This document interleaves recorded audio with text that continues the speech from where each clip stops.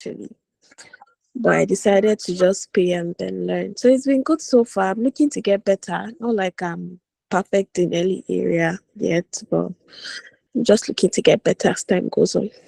All right. Okay. Okay. Thank you. First of all, good evening, everybody. Good evening to our speaker. Thank you for joining us, both the new intakes, both those at the mid-level, both those in our community, and those that have left off. I want to say a very big thank you for joining us. Now, very quickly, because we don't really have time, our speaker has a lot to really cover for us. I want to share my screen to introduce our speaker before I hand over to him. Can we all see my screen?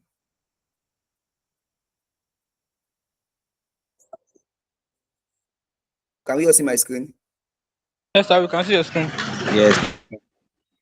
All right, so this is our speaker for this evening. Our speaker is none other than the one and only Samuel Olumoyeke. Now, who is Mr. Samuel? Now, Samuel is a senior UX UI designer at Control Chain, a digital freight forward firm which specializes in simplifying and automatic logistics management. Is that not powerful, guys? Now, he has a BSc in mathematics education from the University of Lagos, and he has successfully combined his analytical skills and creative talent to design intuitive and user-friendly data solutions. Now, guys, his role at Control Chain involves enhancing the company's service through the company service delivery through innovative and engaging user experiences, which is offering invaluable insights. Can you really see the kind of person that wants to come and really impact us this evening? I hope you guys you're seeing, guys. Are you with me, guys? Can you hear me? Can you hear me, guys? Yes, we can hear Yeah, I you. can hear you, sir. So, Samuel, we are really glad to have you join us. We are really glad. I want to say a big thank you for joining us. So, please, Samuel, you can take over, sir. Thank you very much. I really appreciate the accolades. Thank you, everyone, for joining, and I'm glad to be here, of course. Um, I would quickly share my screen.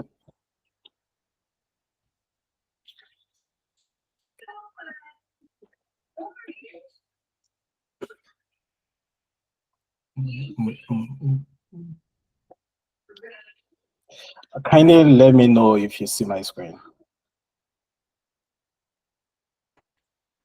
Do you guys see my screen? Okay, nice. Good.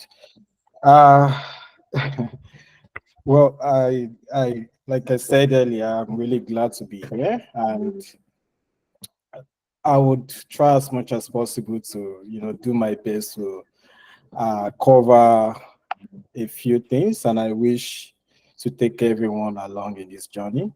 And I hope that we all learn one or two things. Basically, today we are going to be discussing on digital transformation, and specifically, we want to focus on how integrating user-centered solutions can help us in digital transformation. Uh, well, just something to look forward to. We would look at what exactly is digital transformation, the user-centered solution in digital transformation. What is the definition and the importance? And then how do we also integrate user-centered solution? What are the challenges and strategies to look out for? Also, we'll look at the key strategies in UCD. And lastly, we will discuss. I will take your questions, clear any misconception you may have. Yeah. So, first, I would like to welcome you guys once again. Just a few things about me. I'm just going to summarize this really. Uh, I've been a designer for more than a decade, of course. 5 years as a graphic designer, 2 years as a web designer, and over 6 years as a product designer. So it's been a long time coming. A few things I really like to do when I'm not working, that I do for fun basically. I'm a big fan of football. And shout out to all the Chelsea fans out there. I hope you guys are really. Yeah. And also, I Yes, so we are yeah, nice, nice. And then thanks for the love. Yeah, I'm a big fan of anime also, and my newly found love, uh, fun actually. I will not say love because my wife is here. Yeah.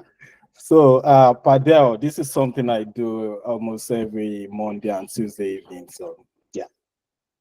And I love any good music, of course. Okay. In order not to waste our time, I would like to first welcome you once again and nice to meet you guys.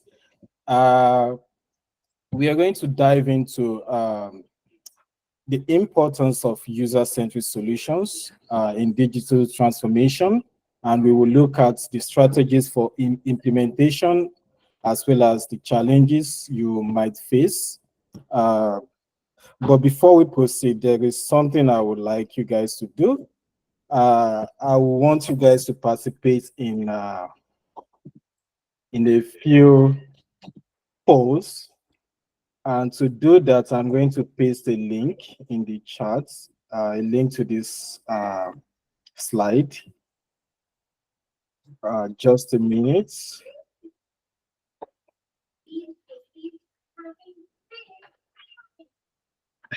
By the way, I decided to make use of the new Figma slide. I'm sure you guys already started playing with this. So it's in beta, so let's test it together. Yeah. Okay.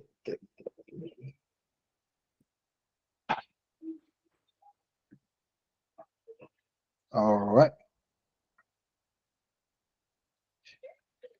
Yep. So please, I would like you to click on the link and navigate to the current slide. So once you guys are there, just give me your thumbs up.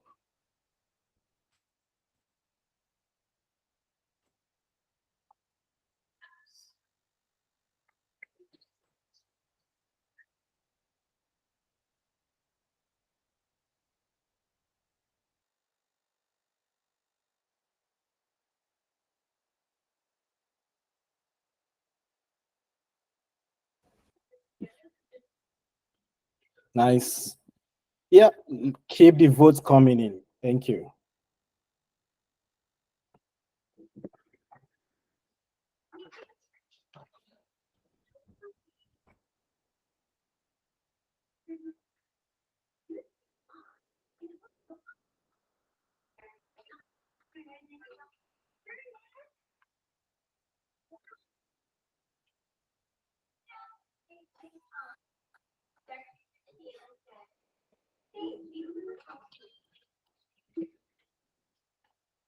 People voted already. Lekon Lawal. I think we already have someone raising hand here. Yeah, I actually want to ask you how I can participate on that poll because the call just kept on breaking and breaking when you were, giving directions on how to join the poll. Please, can you come back on that? Yeah, just click on there's a link in the chat. So Sorry? just click on the link. Okay, Yeah, thank you. then navigate to the current slide. Okay. Yeah, thank you.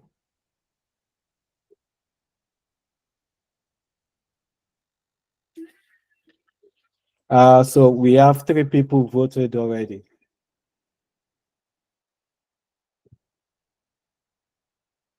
Okay, we are gonna do this in the next 2 minutes, and then we're good to go.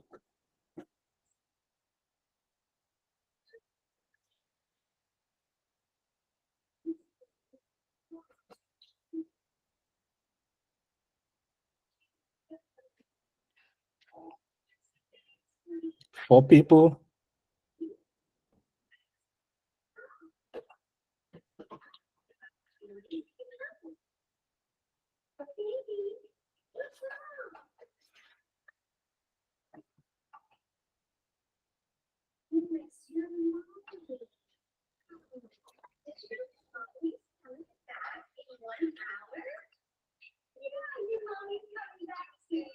Justina.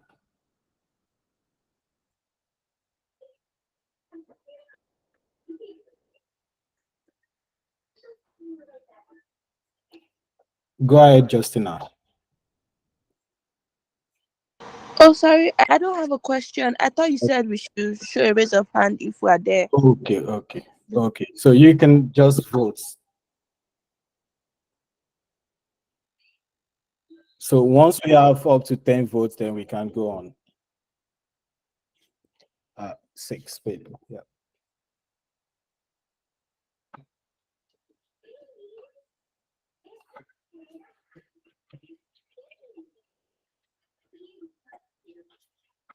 Oh, that's weird.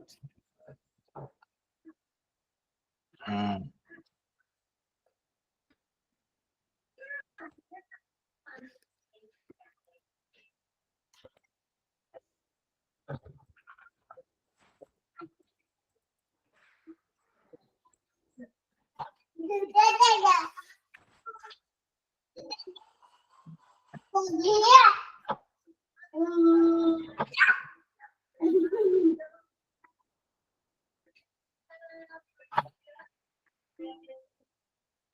Mhm.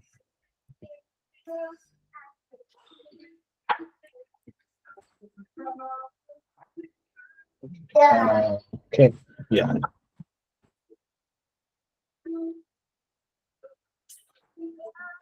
One more minute.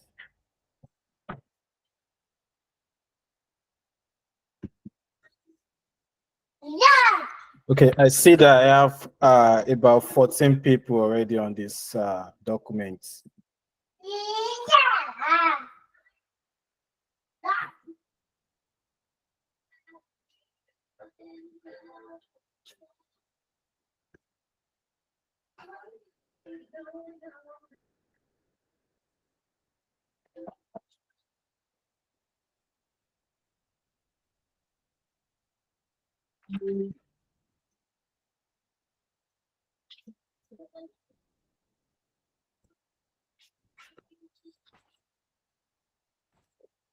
Okay, in order not to waste our time further, I would go ahead and reveal the results. Uh, yeah, that is equally distributed anyway. 50% are very familiar, while 50% are also unfamiliar. Good. Okay, what exactly is digital transformation?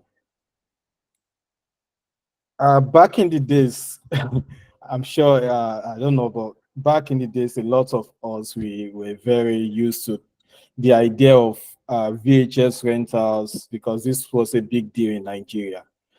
Because that was how we really like to enjoy our Nollywood movies and such. And again, that is just one quick example I can give for digital transformation, how everything started, right? Because in a simple definition, you can say digital transformation is the integration of digital technology into any areas of business, fundamentally changing the way you operate and deliver value to your customers. And which is why I pointed out, the whole VHS rentals in Nigeria back in the days. Now, everyone has transitioned to streaming movies online. There's Netflix. Also, before Netflix became a streaming channel, right? They usually like operate as a DVD rentals, and technology has actually helped them by integrating digital technology. They are able to transform the way they actually operate and deliver value to their customers.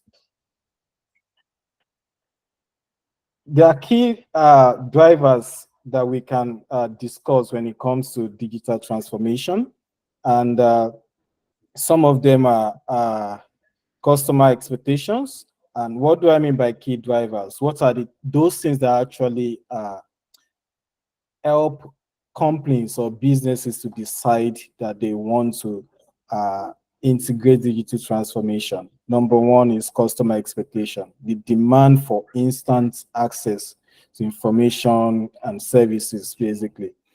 And secondly, technological advancements.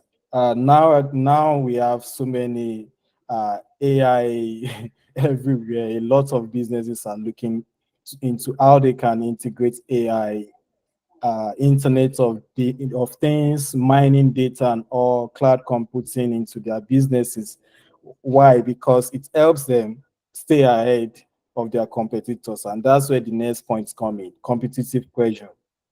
Every business is always sick, to stay ahead of their competitions, right? Because especially for those ones who already adopted digital strategies. And lastly, operational efficiency. And this is just the desire to streamline operations and reduce costs through automation and improved processes. And again, a lot of companies are doing this today, right? You can think about how Dropbox currently is helping a lot of paper-based company or businesses to transform or transition into paper paperless operation.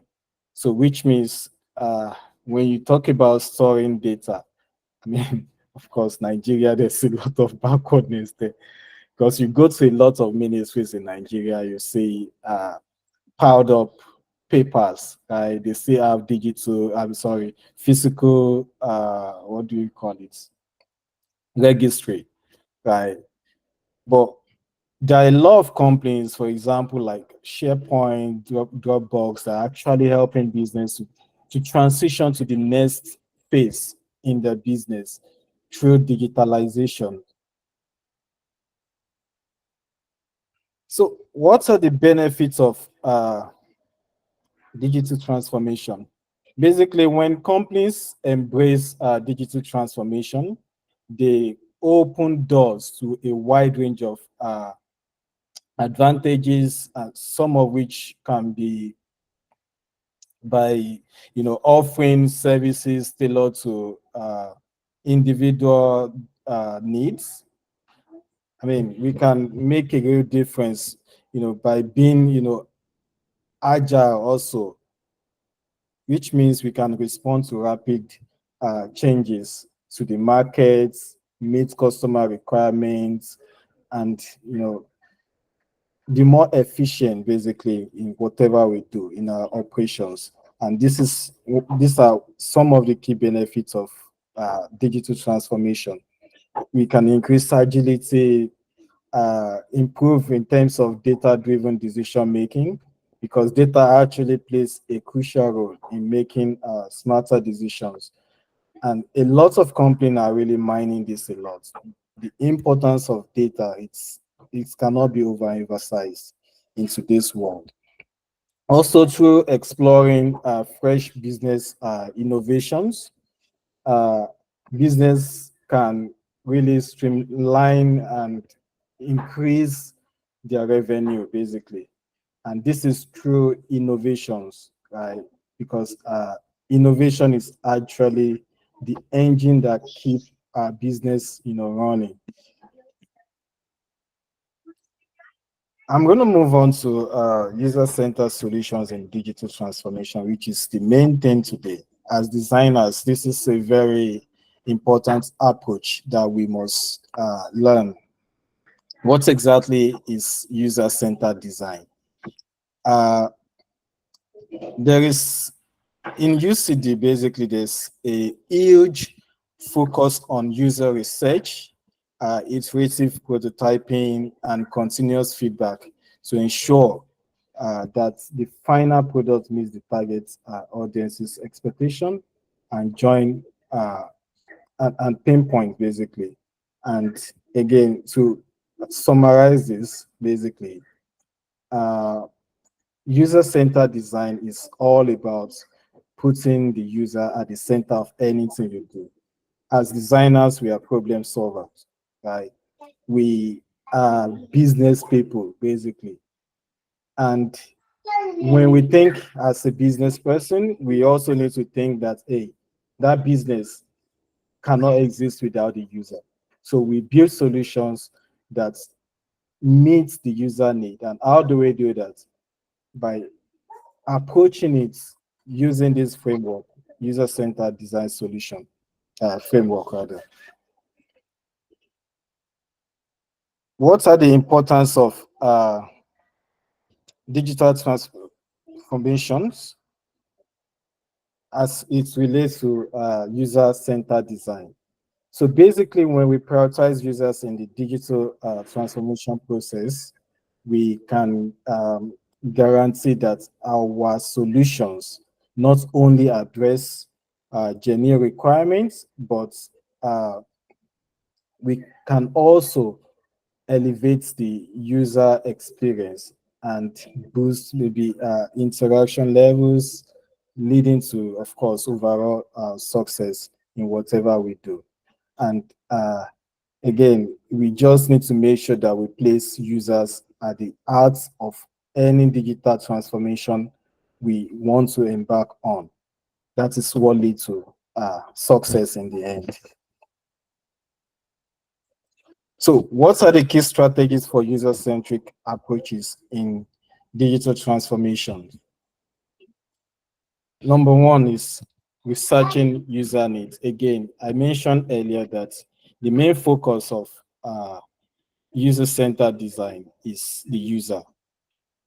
And for you to build a product or solution that meets the need of the user, you need to understand the user.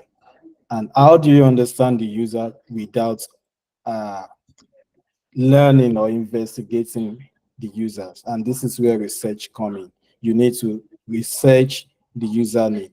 So understanding the user pain points, their goals, the preferences is a key for creating any great digital solution. I have this uh, quote that I always tell my guys that, hey, there is no such thing as a great user experience without user research.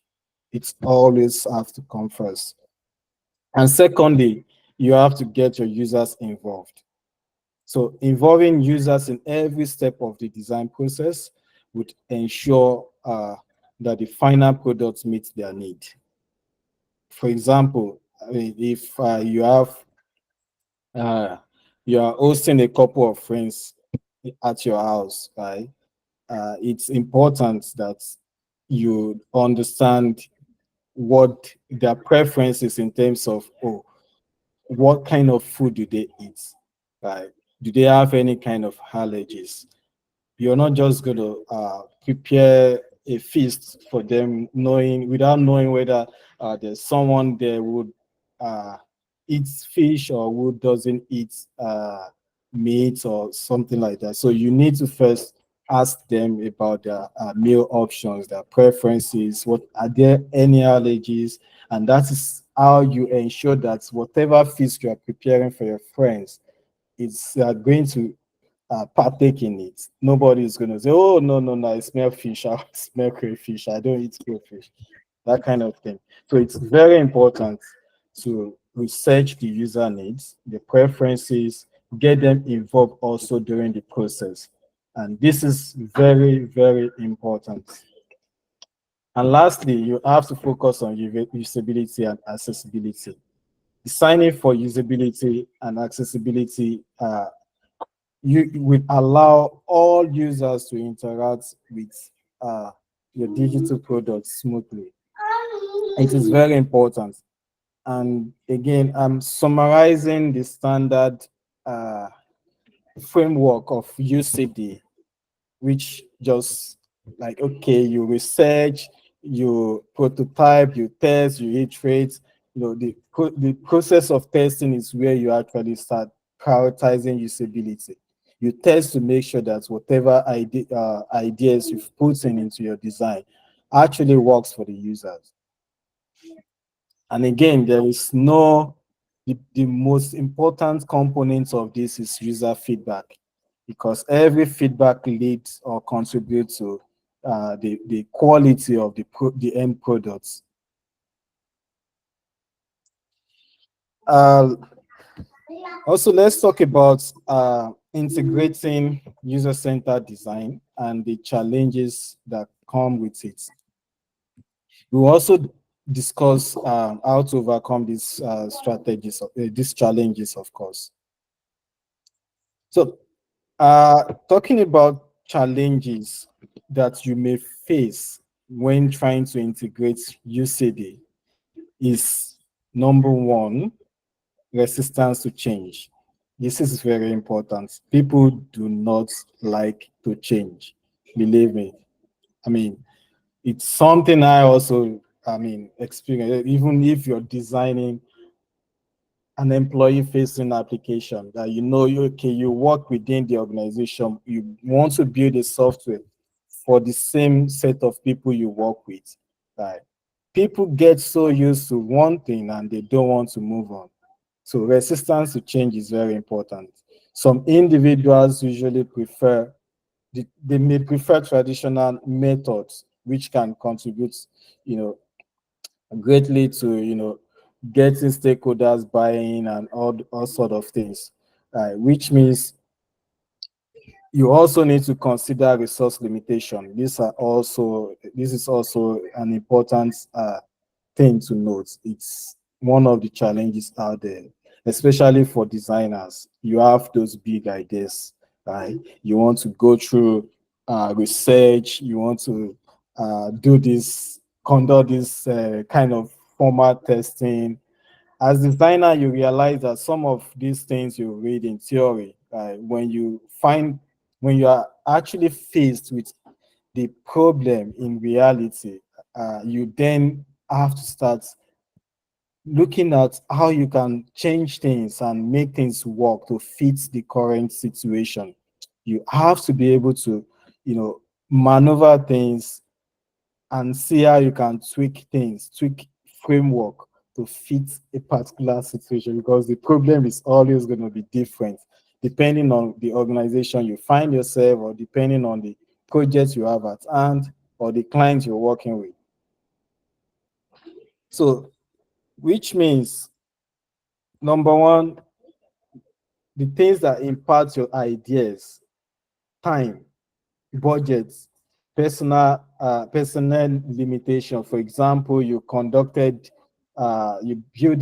designed this application, and then you were lucky to conduct a usability test on it, and you got a lot of feedback, and then that is where you now then start to prioritize which feedback has more impact, has less effort from the dev. And that is where we talk about personal limitation. You need to say if you actually have the capacity to implement certain feedback, and that is where strategy comes in, to know what to implement and when to implement it, and how to maneuver things, basically. And lastly, user needs and business goals needs to align. It is very, very essential to align the user-centered design with business objective. As designers, we need to start seeing ourselves beyond just aesthetics. We need to find a way to start defining goals that align with the business goals, because it's one of the reasons why we may not get buying sometimes, because most companies, when you start talking about this design sheet, like this whole approach is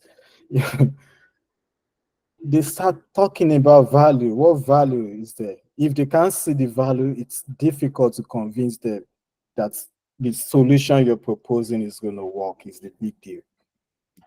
So it is essential to really align user-centered design with business objectives to offer solutions that effectively cater to the needs of customers and the organization. How do we overcome these challenges? Number one is education and training. You need to help.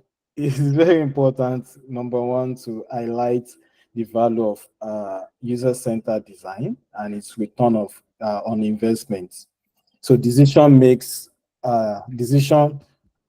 making need to so decision makers basically need to see the design you make beyond just aesthetics, and this is always been the key challenges for us as designers, right? Because we have those ideas, but how do we actually present it to the decision makers to buy in that a this design is not just about the pretty UI, but it can bring value to the company. It can bring some profits to the company. And like I mentioned earlier, this is where you then start to set some metrics. You need to start conducting UX benchmarking. You need to understand how design can actually help a company grow in so many ways. If you speak the language of business, then you get the decision makers' attention. It's all about money. So if your design can make them more money and you can show them with data that, hey, if you do this, you get this. This is where you are currently. And if you can, and this is how you can move from where you are currently to the next stage. They will buy into it. And this also it's important for you to do this, you have to advocate. That's all about this education and training. It's about advocating the value of design. Stakeholder engagements, it's also important. Keep everyone involved in your process. They need to know that don't do research behind the scenes. Break down your process, get people involved, let them see it. Don't focus only on the final designs. Don't let them see just the final design. No, because when they do, they only see the aesthetics, they only see the beauty, but they don't see the work put into it. Right? So as designers, I really want us to be very, very intentional about this. So, and lastly, align user and business KPIs. I mentioned something regarding this in the last slide. We need to be able to match user needs with company goals for better solutions. As designer, it's important to be intentional about aligning design and the business KPIs. Very important. The success metrics, because data is really, really your friend. Nobody argues with data, right? If not, if you don't base your design on data, you base it on emotion, which means anybody can say, I prefer blue than red, or I prefer red to yellow, and you'll be frustrated in the end. But if you present a design backed by data, nobody argues with data, and that is it. In conclusion, I just want you to know that digital transformation is not just about technology at all. It's about people. And this actually emphasizes the need to really put the users at the center of your digital transformation. Again, whatever you do as a designer, you have a process, right? For me, I pointed out earlier that even though there are lots of design frameworks out there, design thinking, HCD, UCD, whatever, everything still revolves around the user. Right? Knowing your user, that's the first thing to building or designing a product that actually meets the need of this user. And you do that by researching, investigate, learn more about the user, learn more about the business. Very important. Designers are super people, superpowers. They have superpowers because they have to be at the top of everything. You have to learn so many businesses before you can design in that uh, space. Basically, you need to understand what is going on there. So, lastly, what do you find most challenging about implementing user-centered design. I want you guys to keep to vote on this. I would like to say.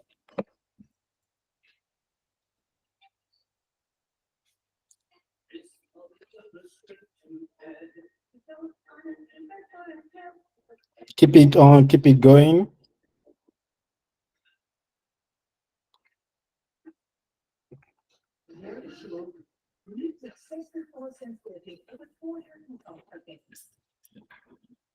So we have just few minutes to vote on this so that we can round off.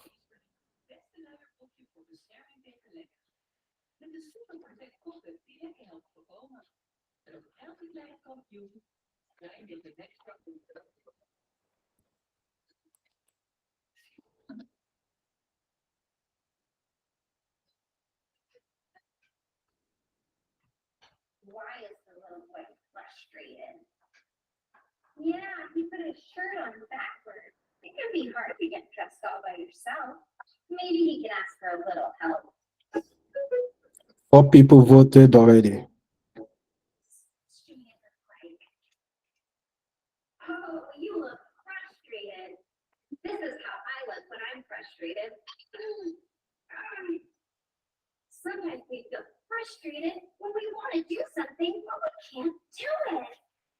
I feel frustrated because I can't reach this apple and I really want it.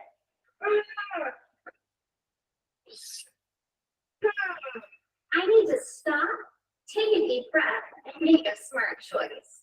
Okay, first I stop, then I take a deep breath. We have 2 minutes more. Now I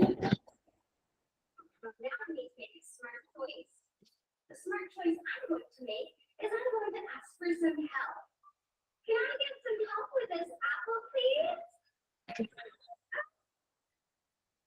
Thank you. A ladder. I climbed the pretend ladder. Can you help me climb?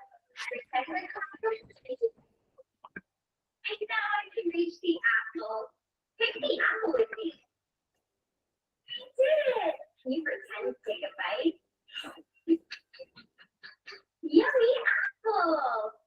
I'm so glad I asked for help. Let's practice asking for help. I need help. Or I want help. Please help. Tell me about this picture. Yeah, his arms are up like this, and his teeth are clenched. His mouth looks like this. He feels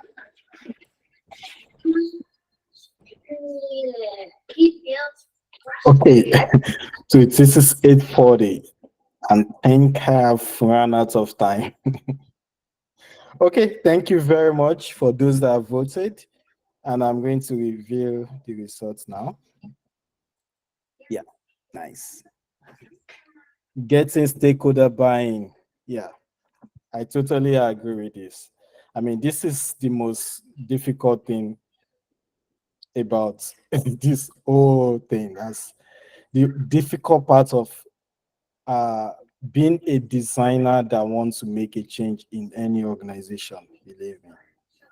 Okay, thank you very much, guys. And you can learn more by going through these links. Uh, I try to make this really short so that I don't go out of time, and also to give you guys time to ask me any questions that you may have.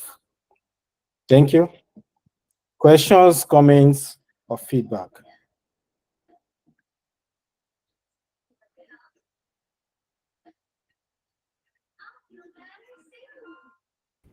All right, guys, please ask your questions. Anything you don't understand is here to answer us, please. The remaining 20 minutes for questions. So please do it to ask your questions.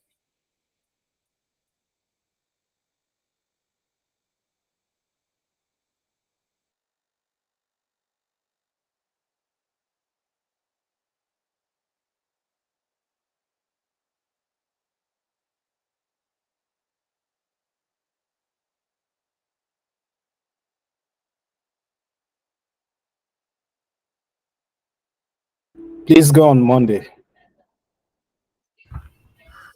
All right. Good evening, everyone. Yeah. I want to quickly ask this question. In the case where a stakeholder, let me say, a client give you a wireframe of a job they're asking you to design, and by me looking at what they're presenting to you, you see a lot of errors or the flow is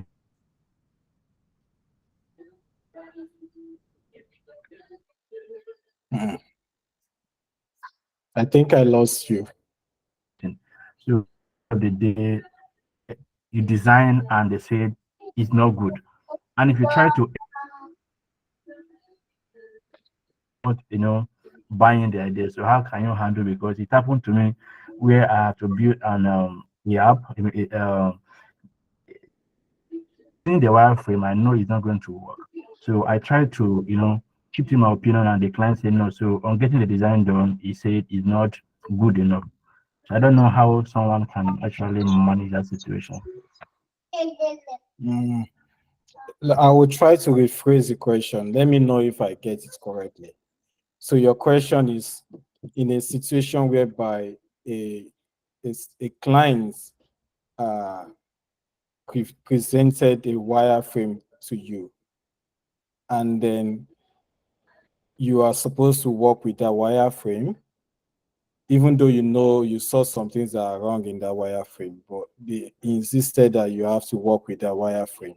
And then after working within that, they still came back to you that the design is not good enough, right? Yeah, sure. Okay. So again, I think in that case, what I would do is this, and that is why I pointed out that it's important to always bring in data. Nobody argues with data. Yeah, sometimes clients come to you with they don't know what they want. The requirements may be ambiguous, right? You as a designer, you need to pick the requirements, analyze the requirements, do your research, and identify the areas of ambiguity. And you're not just presenting it based on what you feel, your gut feelings. No, if you do that, then there will be clashes. There will be clashing opinion, right? Because the client thinks it's right, you think you're right. No, nobody should be right in this case, but you need to present your case in a way that you let the client know that, hey, this is what you feel the user uh, the user need. Based on this, based on that, you need to bring in the data. Right? You need to bring it in. And how do you bring it in? How do you bring in data? You could do a rough ideation, right? A rough sketch, right? And test it out there. Test it with the appropriate users. Present your result, let that person see, and then you have your answers. I don't know if that clarifies that. Any other questions? Jumping on the bed. One fell off and bumped his head. Mama called the doctor and the doctor said, Any other questions so far, guys? Kenneth, do you have any question? Okay, while we are waiting for other questions, please just raise your hand and stop me anytime if you have questions. To add to that, uh, by testing, it can be done in several ways. Right? I'm not saying you have to conduct a moderated, formal usability test. No. Sometimes it could be the wireframe that you were given that you do your initial testing on. It could be very rough. It could be very rough, right? Just to get it in front of the people who would actually use this, or the user representation. It may not be the actual user that will use it, but you can use a representative users, right? people that sort of match the profile of the actual users. Just get it in front of them. Even if it's to do it with 5 people, it could be okay. You have the wireframe, then you did something based on what you think okay might be better. So do an A/B test on that, and present the results to the to the clients. That way, you're talking based on data, not based on what you think as a designer. Because sometimes we designers, we also let our bias in. We always let our emotion in, and we forget that we've gotten so used to designing that we can definitely omit a lot of things. Shay, please go on.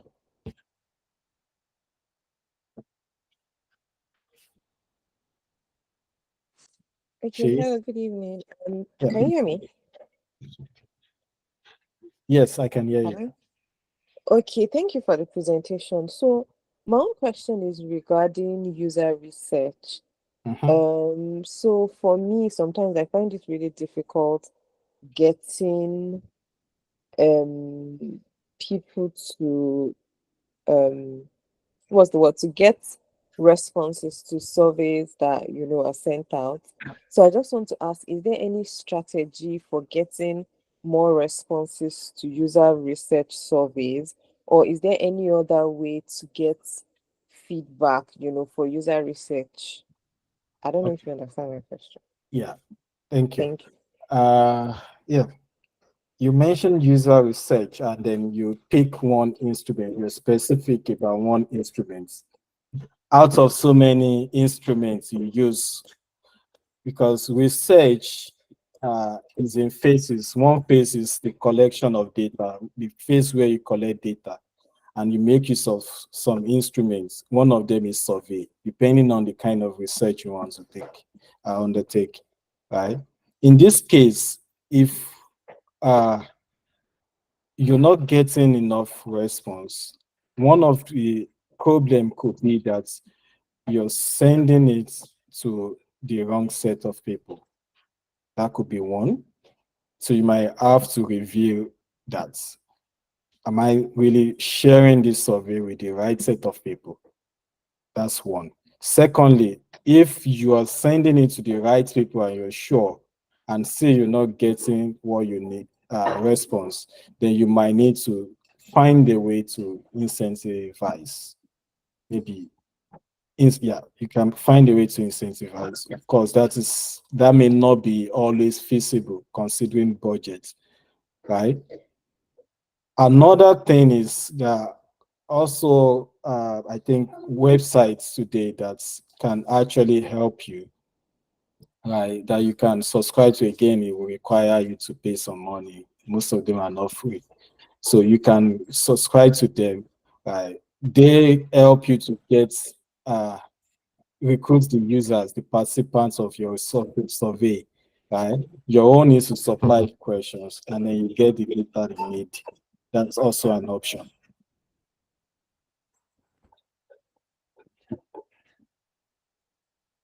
I hope that is clear enough.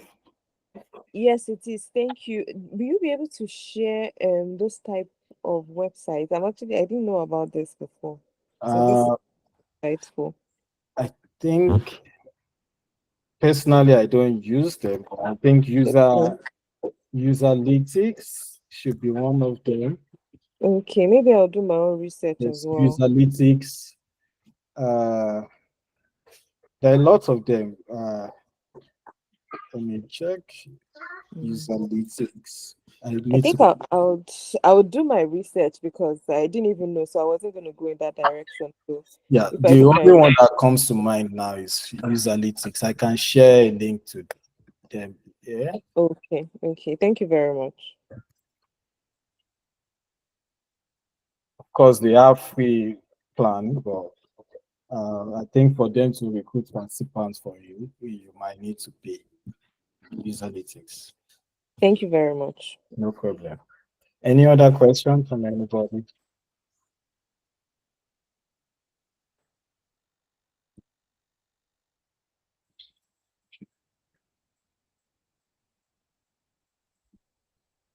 Any other question? Yeah, please go on. Okay. All right, sir. So you mentioned something about A/B testing. Can you Yeah. please just shed more light on that A/B testing? Okay, so uh well, basically as a designer, when you work especially with other designer in a company where so many people have opinions, then sometimes you will find yourself in that situation where A/B testing will save you.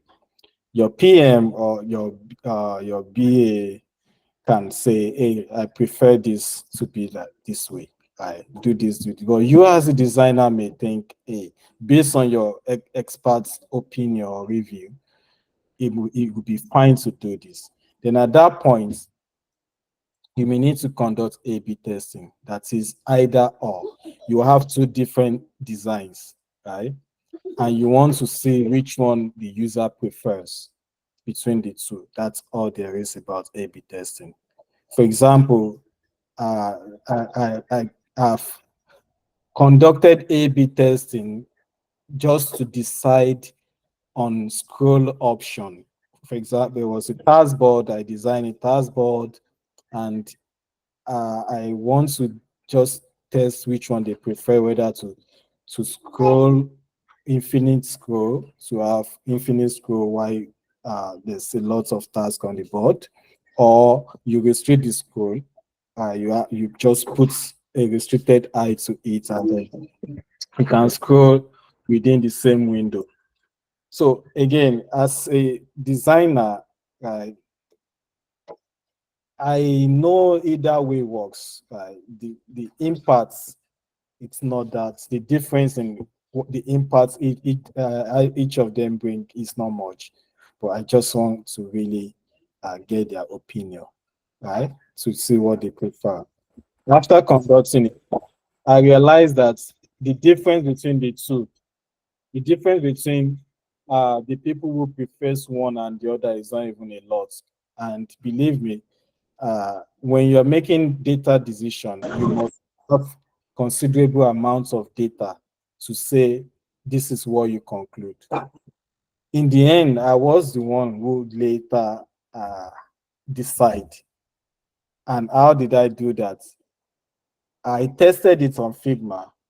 Then when the design was was developed and pushed to the preview build, right?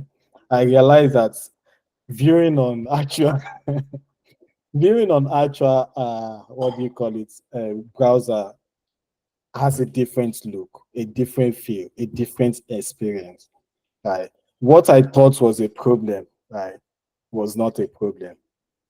On Figma it would look like a problem, but in actual one it wasn't a problem. So my data was already faulted, so I couldn't go with it. In the end, I had to go with my opinion as a designer. But to summarize this, A/B testing is just about A or B. Which one do you prefer as a user? Okay, so I have another question now. Yeah. Okay, in conducting user research, what should be the benchmark or like the okay, let me use two words, benchmark or like the lowest number or standard that you must not go below? Well, I think it also depends on the kind of user research we're talking about. Yeah. Uh, for example, of course, there are two major uh, major research basically. There's qualitative and quantitative, right? There are two of them. If it's qualitative, right, it means it's not something you can quantify, which means you need less people, at least five, between 3 to 5 or 5 to 10 is fine, but don't go below 3. Why? Because uh, even in mathematics, before I'm not for you guys that understand what mathematical induction is, yeah, you start with k equals to 1, k equals to 2. k equals to 3. So until you get to 3, that's when you start forming pattern.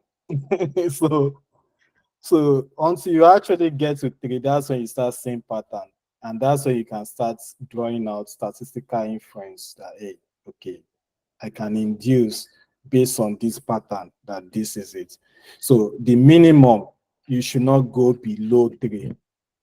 Right? But if you need more data, right, at least the more, by the time you start getting to 5, 10, 20, you start seeing similar data. So that is why, because it's qualitative, you don't need that much, right?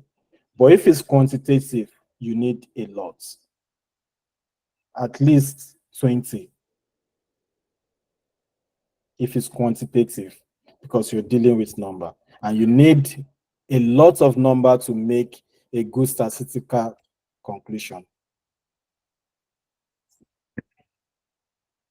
Okay, all right. Thank you. Okay, I think that settles it. So, guys, do you have any other questions to ask? Because it's almost 8. Selima, do you have any question? Ayobami, do you have any question? Bisola, Bisoye, Christiana, Sierra, any question? Ask now.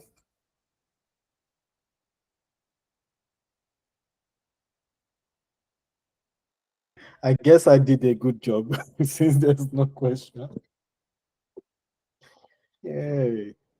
Okay, in that regard, guys, join me as we say a very big thank you to our speaker, because honestly, I was blessed. Join me as we say a very big thank you for bringing out this moment of your time. It was not easy to get him. Oh. That we wanted to get him since he went on vacation, but thank God he made the time for us. So thank you, In Samuel. Thank fact, you so I'm much. happy to I do was it. wondering how you managed to even get himself. I was wondering how you were able to get him. It was not easy. Oh. It was not easy, but Thank you, everyone. I really appreciate the love, and I'm yeah, thank happy you. to do this, of course. And if you have further questions, you can always reach out to me on my LinkedIn. I will be happy to answer you. all right. So thank you very much, sir. Say regards to your wife, which you say that is there with you. A big shout out to her. She's doing a good job keeping you on fire. Thank you, sir. So anyway, guys, thank you so much. Now remember, Bukola, no, not Bukola, Ayobami, the first to come here, and Justina, both of you have gift airtime. So do it to reach out to us, Pexels, on IG, and then just send a DM, my gift airtime. These two, Samuel, they came around, is it 20 or 15 minutes to your class or waiting? Oh? They Oh, came wow. ahead of time waiting. The two I mentioned now. They keep Wow. because I opened the room by 7:20. As I was logging in, I just saw admit. I said, wow. So they came, they've been waiting. So to show you that we are That's really, very impressive. yeah. So thank you so much, Samuel. Thank you. So thank you guys. Onize, I see you. Thank you, Christiana. So Ciara, thank you so much. So I want to say a very big thank you all of you, and good night to you, Sam. Good night, Yeah, everybody. good Really night, look forward to guys. having you soon again. Thank you. I'll reach out to you on that. No problem. All right. I wish you guys a good evening. And I hope we all have a good Monday tomorrow and a good week ahead. Yes, we will. We wish you same too, Sam. Yeah. Thank you. Bye. Bye.